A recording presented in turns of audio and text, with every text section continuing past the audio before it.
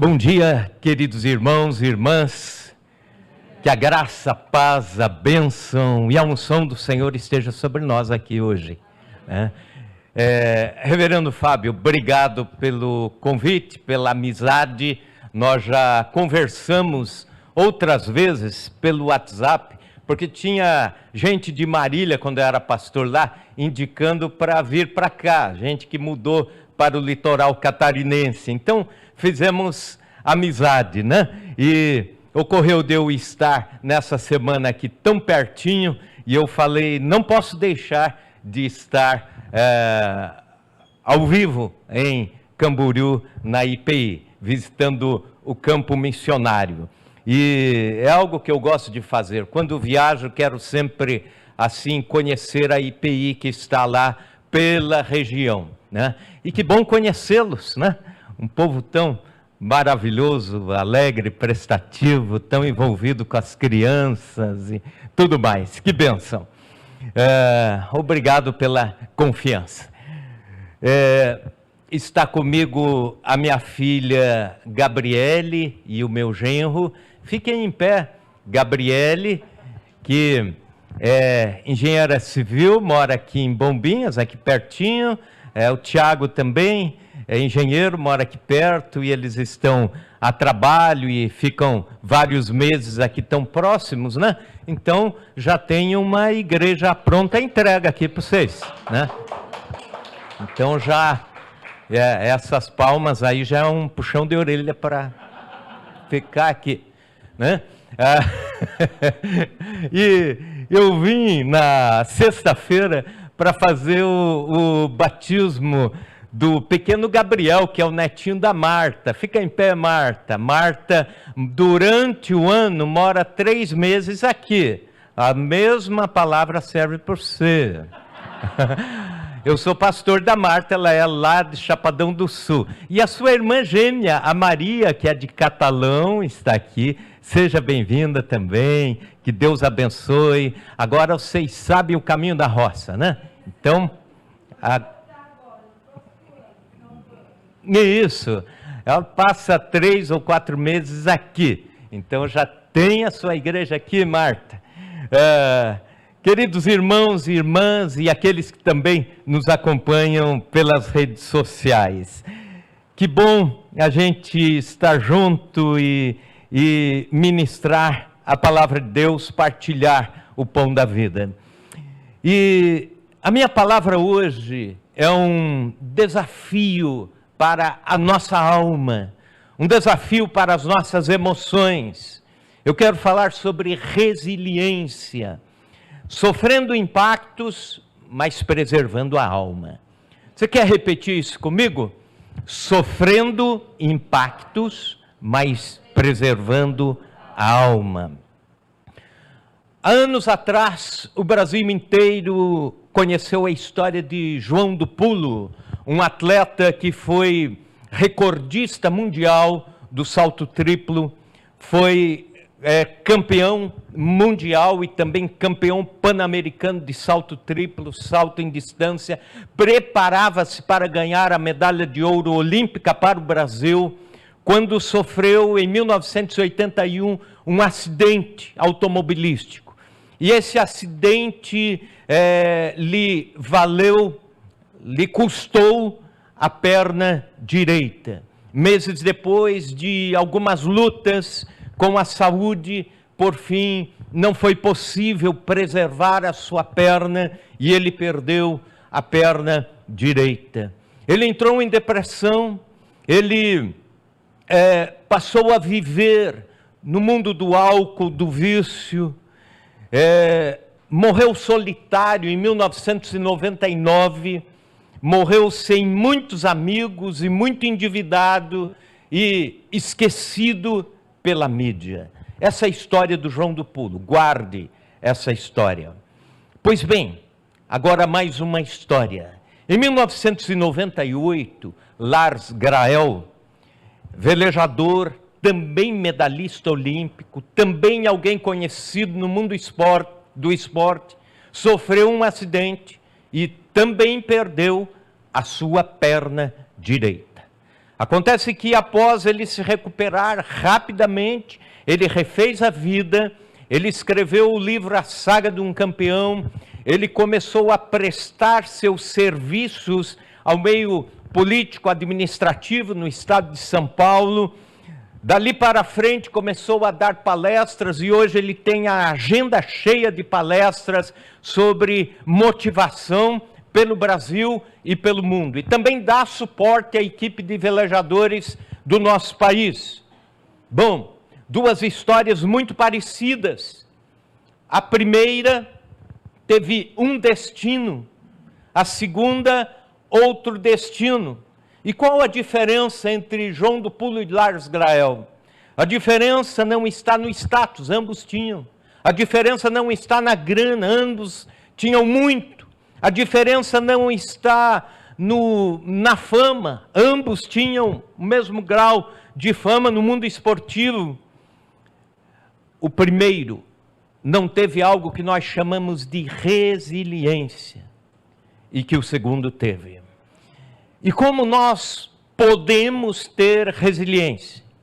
O que a Bíblia tem com isso? O que a nossa fé tem com isso? Então, abra a sua Bíblia agora, por gentileza, em Filipenses capítulo 4, nós vamos ler dos versículos 11 indo até o 13. E eu peço para que você continue com a sua Bíblia aberta. Se projetar aqui, por favor, eu uso a linguagem revista e atualizada. Aí você pode ler aqui também. Diz o texto, Filipenses 4, dos versículos 11 indo até o 13. Digo isto, não por causa da pobreza, porque aprendi a viver contente em toda e qualquer situação. Também sei estar humilhado, como também sei ser honrado. De tudo e em todas as circunstâncias já tenho experiência, tanto de fartura como de fome, assim de abundância como de escassez. Tudo posso naquele que me fortalece. A Epístola aos Filipenses é um tratado sobre alegria, contentamento, entusiasmo, felicidade. Em todas as suas variações, essas palavras, alegria, felicidade ou contentamento, aparecem 16 vezes na Epístola aos Filipenses. Por isso é chamada a Epístola da Alegria. Por isso é chamada a Epístola da Felicidade.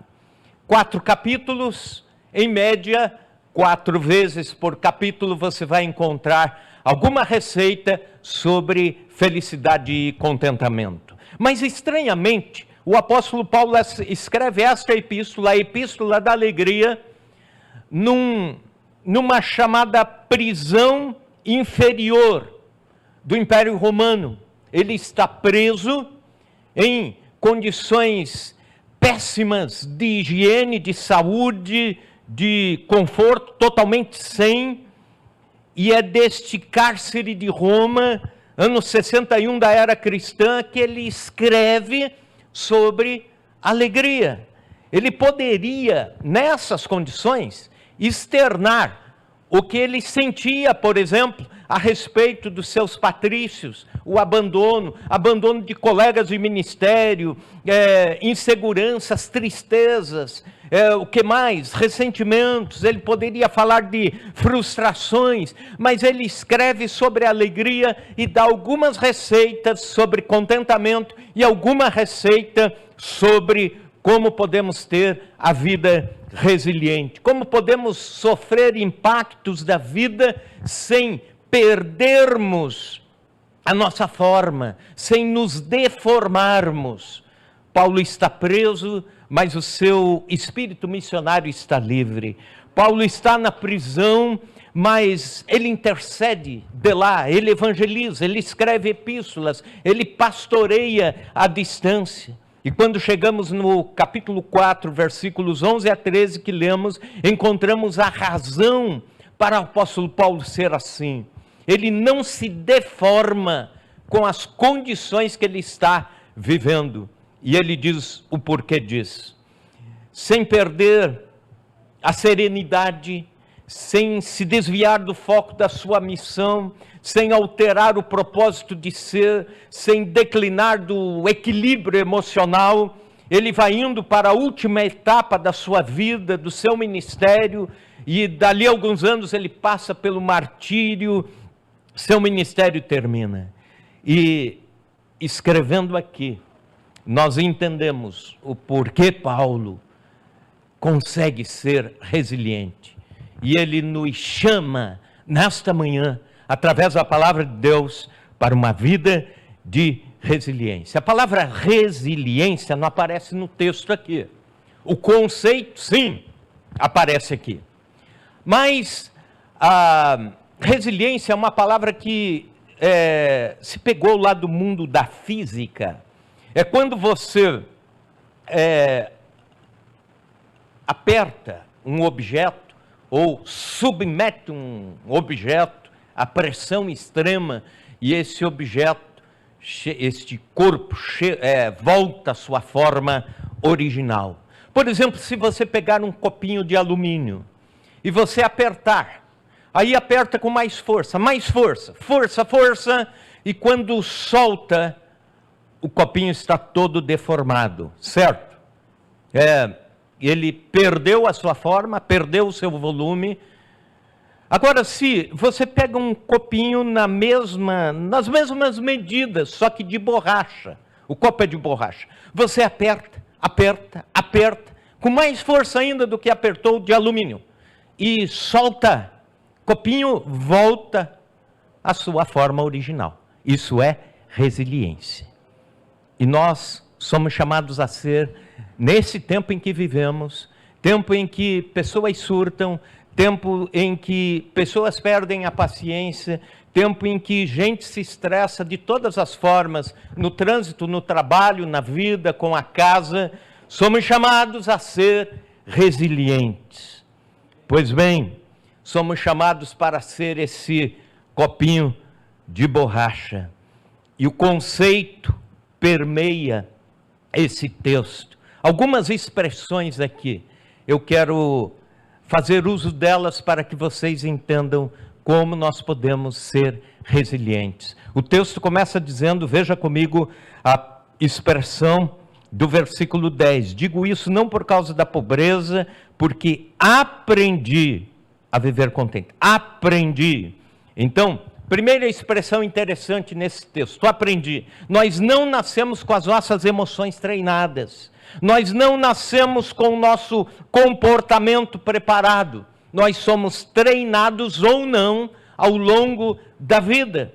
Resiliência é algo que precisamos aprender ao longo da vida. Mas eu já sou velho demais, ainda dá tempo de aprender. Enquanto não morreu, ainda dá tempo de aprender sobre resiliência. Mas o neném é novinho demais, já é hora de começar a aprender sobre como enfrentar os impactos da vida. Aliás, falta esse aprendizado no mundo de hoje para esta geração. Os educadores temem que estamos preparando uma nova geração com muita informação, mas pouca habilidade para administrar os impactos emocionais da vida, os embates da vida. Meninos de 8 anos fazem greve de fome num dia para ganhar o seu iPhone, e no outro dia o pai dá o iPhone de R$4.000 na mão do infeliz. Por quê? Porque ele aprendeu que ele pode negociar dessa forma. Crianças e adolescentes super protegidos, que nunca trabalharam nem em casa, fazendo alguma coisa dentro de casa, lavando a louça, ou cuidando, ou arrumando o seu quarto, nunca ouviram um não dos pais. E quando crescem, vão entrar em crise quando ouvirem um não lá fora. Quando ouvirem o patrão dizer, não deu mais aqui no emprego, ele entra em crise. Quando a namorada diz que não o quer mais, ele quer se matar. Essa geração que estamos formando, crentes também não são preparados para a resiliência da vida, para os embates da vida. porque passam a vida, na maioria das igrejas por aí, apenas ouvindo sermões de autoajuda, sermões de que Deus é subserviente, Ele vai dar tudo o que você pedir, na hora que você pedir.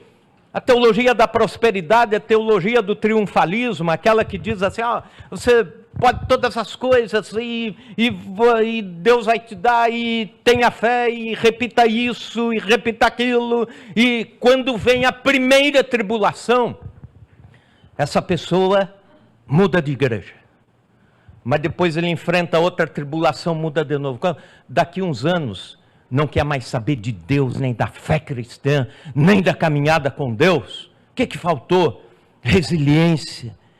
E o apóstolo Paulo diz que nós aprendemos. Ele está dizendo, aprendi.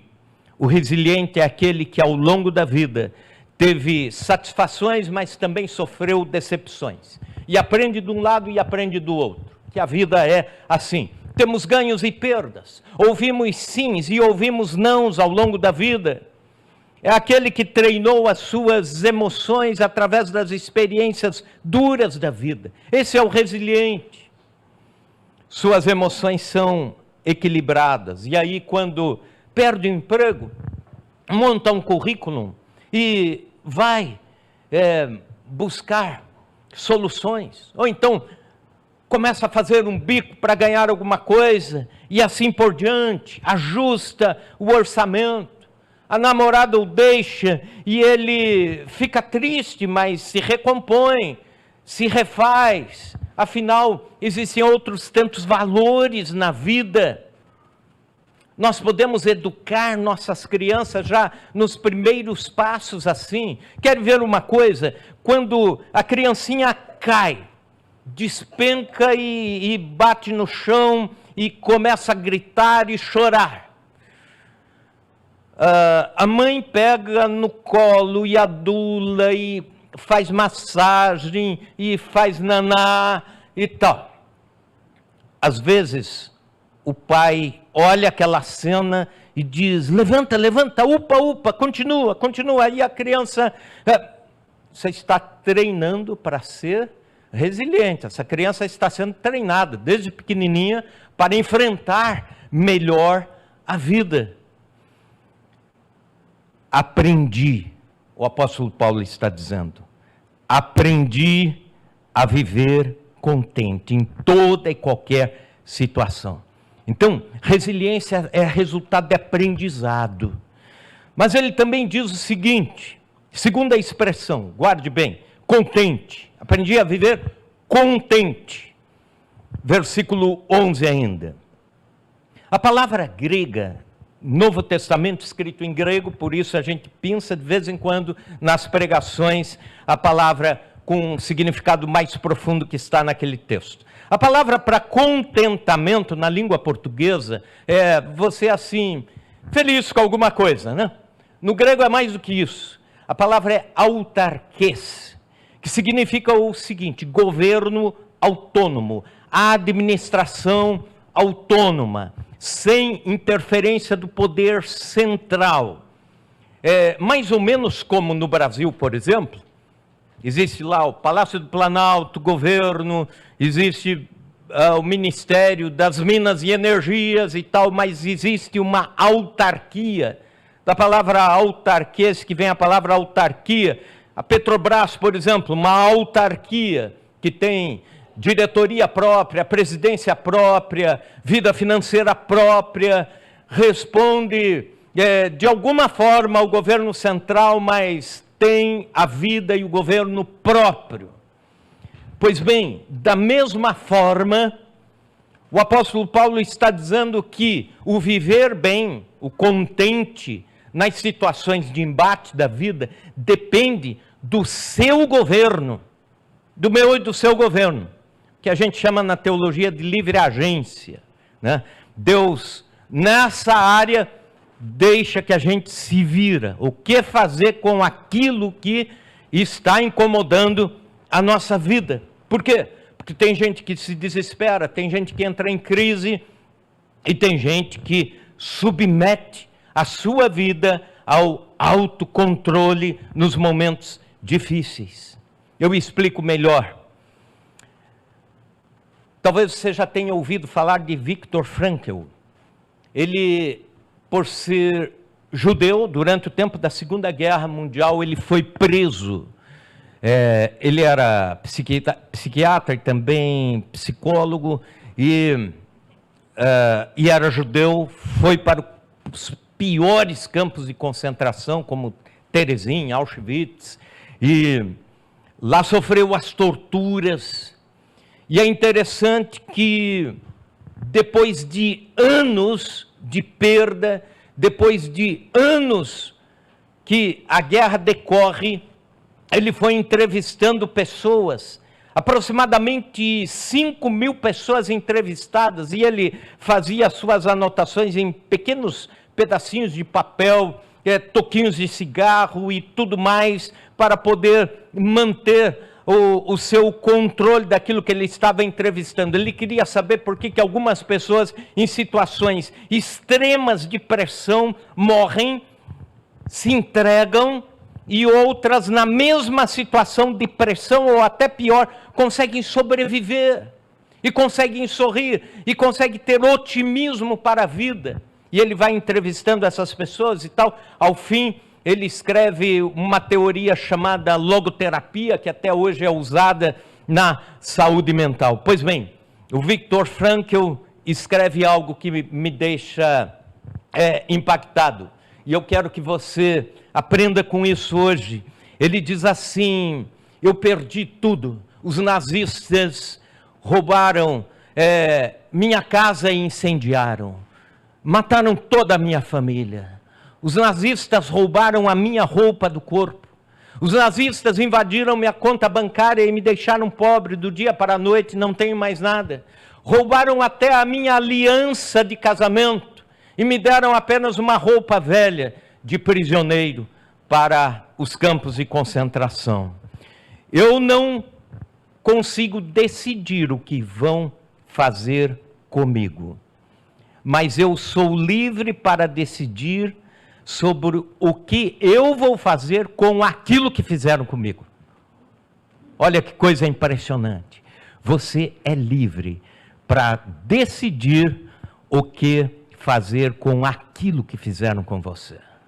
Mas amargurar o meu coração, você é livre para aceitar essa amargura ou não. Mas eu fui injustiçado, você é livre para aceitar que foi injustiçado ou não, ou levantar a cabeça e continuar. Você é livre para dizer eu sou vítima ou não. É a autarquia, a autarquez. E o contentamento está justamente em você dar a volta por cima nisso que estão fazendo com você. Lá na primeira IPI de Maringá, após o culto, um irmão foi assaltado, e aí foram para a delegacia, e era algumas horas depois, estavam lá na delegacia, e até o pastor foi junto, e alguns familiares e tal, para registrar a queixa. E aí chegou o delegado atrasado assim e perguntou: quem é a vítima? Vem aqui, por favor. Aí ele se levantou e foi, mas de repente ele disse assim: seu delegado, eu estou indo registrar, mas eu não sou a vítima. Como assim o senhor não é a vítima? Ele disse: a vítima é quem me assaltou. Porque daqui a pouco eu tenho uma cama para dormir, uma casa, eu tenho carro para ir embora, eu tenho emprego amanhã, eu tenho irmãos de fé aqui que estão comigo, eu tenho parentes que estão aqui, e aquela pessoa não tem nada. Eu me recuso a ser chamado de vítima. Olha que coisa interessante. Isso é a autarquia, daquilo, a autarquez, do que fazer com aquilo que fizeram comigo. Governe as suas emoções. Governe quando o tempo não estiver amigável, continue contente. De alguma forma, o impacto é inevitável, mas o efeito é administrável. O golpe é real, mas os desdobramentos disso são governáveis. Então, viver governando as emoções é viver contente. Você está no governo, você decide. Então, em primeiro lugar, recordando, resiliência é um aprendizado. Segundo lugar, resiliência é o governo das emoções. Terceiro lugar, outra expressão, em toda e qualquer situação. Veja comigo novamente o versículo 11. Porque aprendi a viver contente em toda e qualquer situação. Aí o 12. Tanto sei estar humilhado como também sei ser honrado. De tudo em todas as circunstâncias já tenho experiência, tanto de fartura como de fome, assim de abundância como de escassez. A vida ensinou Paulo, através das experiências extremas e polarizadas. Versículo 12, quando ele diz, tanto sei estar humilhado como também sei ser honrado. Ele vive bem no extremo da humilhação, e ele diz, eu vivo bem também no extremo da honra. E a palavra honra aqui que aparece é parício, que quer dizer excesso e até extravagância de bens, de conforto. Ele diz, eu vivo bem na fartura, e aqui ele usa uma palavra no grego que quer dizer o melhor que a gastronomia dos romanos podia dar a alguém do império. Mais ou menos como se ele estivesse dizendo assim, eu já provei até da comida do imperador, mas também sei passar fome. Aqui eu estou bem, aqui eu estou bem também. Ele diz, tanto de abundância como de escassez. Estou contente na abundância, estou contente na escassez também. Isso não me abala. Resiliência, o copinho não se deforma. E aqui há um princípio. E eu gostaria de deixá-lo aqui também, porque isso é muito importante para quem está lutando pela vida, para quem está lutando pelo seu empreendimento empresarial, para quem está lutando pela sua conquista de curso, da faculdade, da pós-graduação e tudo mais. Aqui é um princípio, a resiliência não se aplica apenas às pressões extremas, quando as coisas estão ruins, nesse lado. A resiliência também é aqui, é na elasticidade da vida. Quando as coisas estão boas, existe a tentação de nos deformarmos também. Já pensou nisso? Já pensou que as situações extremas de falta, de impacto da vida, pobreza, podem deformar o coração de alguém, mas as situações de abundância também podem deformar. Um psicólogo chamado Sabag fez uma escala, que se tornou conhecido como escala de Sabag, se não me engano, onde ele mede a resiliência de pessoas que tiveram sucesso.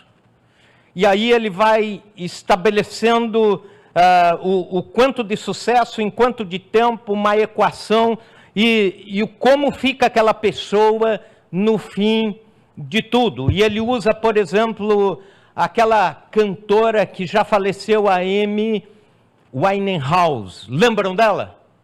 Ela vivia muito bem quando não tinha fama. E de repente ela se destrói quando se torna famosa. O mesmo também entra para Justin Bieber, Michael Jackson e assim por diante. Não seja eufórico nas benécias da vida, porque elas passam. E também não seja amargo quando falta alguma coisa na vida, porque isso também passa. Aliás, dizem os estudiosos que adrenalina, a dose de adrenalina que alguém recebe quando ganha na loteria esportiva e se torna multimilionário do dia para a noite, dura apenas 12 meses. E depois a pessoa volta a ser como era, só que com algo a mais. E também um impacto de alguém que perdeu um querido ou foi à falência, ou ficou viúvo, ou passou por um divórcio, também tem um impacto, uma pressão enorme. Também dura aproximadamente 12 meses. Isso me faz lembrar da história de um rei que fazia aniversário, e ele tinha um amigo súdito, que era muito amigo, e esse amigo queria dar um presente para o rei, e ficou pensando, mas o rei tem tudo. Se eu der um cavalo novo para o rei já tem os melhores. Se eu der uma roupa nova, o rei já tem tudo. O que eu vou dar para o rei? E aí ele vai consultar um sábio, o sábio diz assim, já sei, você dá um anel para o rei, e é o melhor presente que você vai dar para o rei. Mas o rei já tem tantos anéis. Não, mas o que você vai dar é diferente. Você pega um anel largo. De que material? Eu não tenho tanto dinheiro assim. Não, pode ser de latão. Pega um anel, escreve por dentro em letras assim que se sobressaiam. Isso também passa. Dá para o rei. E diz para ele assim, olha, não tire esse anel do seu dedo. Isso aqui vai fazer toda a diferença na sua vida. Quando você, rei, quando a majestade perder uma guerra, tire o anel e leia. Quando estiver passando por perdas na vida, tira o anel e leia. E quando estiver bem na vida, ganhar uma guerra, voltar todo feliz, eufórico, tira também e lê. O rei coloca o anel, e dali um tempo tem uma guerra, ele perde parte do exército, volta ferido, e quando está entrando novamente na cidade, ele tira o anel e lê. Isso também passa. Ele diz, vai passar. Aí ele coloca o anel novamente. Dali a algum tempo ele foi para a guerra, ganhou a guerra, voltou eufórico porque anexou o território e tudo mais, riquezas a mais. E ele lembrou do anel, tirou o anel. Isso também passa. Em toda e qualquer circunstância, preserve o seu coração da deformação. As circunstâncias passam. Seu coração precisa continuar o mesmo. Mas a última expressão que me chama a atenção, versículo 13. Posso todas as coisas naquele que me fortalece. E aqui a palavra que aparece é dunamis, poder. A ideia de poder impactante, poder para vencer. Normalmente esse versículo também é usado erroneamente, desconectado do restante do texto. E o que o Paulo está querendo dizer é o seguinte: tem tantas coisas acontecendo ruins para o lado de cá, tantas escassez, fome, etc. Aqui honra, abundância, e eu posso viver aqui, Deus me dá poder para viver aqui. E Deus me dá poder para viver aqui. É isso que ele está dizendo. É exatamente isso, o poder de Deus. E é interessante que isso é estratégico. Tem algumas coisas aqui que a gente poderia dizer, pode ser até aprendidas pela ciência, mas essa aqui não. Isso aqui você tem que estar firme com Deus para entender. Isso aqui você tem que estar firme com o Senhor para ter poder de Deus para não deformar o coração. Em Cristo nós passamos pelos impactos da vida sem nos deformarmos. E isso é poder de Deus em mim ou em você. Eu conheci quando eu era estudante de teologia, uma senhora, ela veio fazer uma palestra aos alunos de teologia, isso era ano de 1989, a dona Teresa, irmã Teresa. Ela falava muito mal português, ela foi prisioneira de guerra, ela foi prisioneira também no campo de Auschwitz, e seus pais morreram, e ela conta a seguinte situação. Ela diz que ela não conhecia Cristo, não era cristã naquela época. E as pessoas ficavam amontoadas assim em galpões, dia, noite, naqueles galpões com janelinhas pequenas, que pelas grades da janela podia ver o que estava acontecendo lá fora. E ela disse assim: eu era adolescente ainda, e eu olhava pelas grades da janela.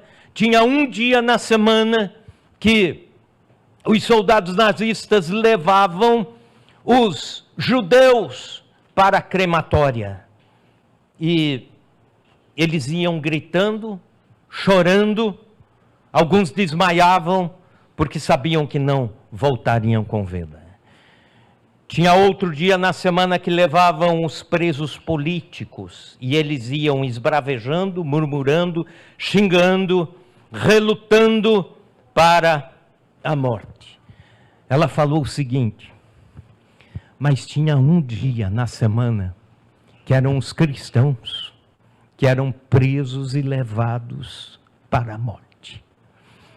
E ela disse, eles iam de cabeça baixa, cantando os hinos clássicos em sua língua de origem, cantando os hinos do inário, alguns orando, e iam assim. E ela falou: se eu sair daqui com vida, eu quero ser crente como essa turma aí. Eu quero ser como estes. Quando você tem um coração resiliente, você está testemunhando ao mundo o poder de Deus. Aleluia. Vamos ficar em pé na presença do Senhor. Nós vivemos o outeiro sem entrar em euforia, ou vivemos o vale sem azedar a alma. Que esta palavra hoje de manhã nos ensine a resiliência da vida. Conta-se que as árvores dos países frios recebem neve, ventos fortes e curvam-se durante o período do frio. Não se quebram, foram preparadas para encurvar-se com peso. Mas quando vem a primavera, essas árvores estão florindo, estão fortes, mais fortes do que nunca, e mais fortes do que outras árvores que não resistiram. Deus nos chama nesta manhã para a resiliência. Eu não sei que luta você está enfrentando ou que tentação você está enfrentando para ceder e dizer: eu não aguento mais. Minhas emoções não aguentam mais. Minha paciência não aguenta mais. Deus está nos chamando para aguentarmos. Ser o copinho de borracha. Vai sofrer a pressão, mas volta ao tamanho normal. Entregue isso a Deus. Senhor Deus, nós estamos neste dia, nesta manhã de domingo, tão especial, aqui numa igreja tão querida, tão simpática. E o Senhor fala aos nossos corações, fala às nossas almas, Senhor, e nós pedimos em nome de Jesus, que a Tua graça de uma forma especial seja sobre nós, o Teu poder, que o Senhor nos ajude a sermos resilientes, o Senhor molde nosso coração para sofrermos os impactos da vida e nos preservarmos, a alma ser preservada. Talvez alguns aqui estão enfrentando lutas extremas, talvez outros vão enfrentar lutas extremas na trajetória da vida, mas Senhor, que a alma não se deforme, que assim seja em nome de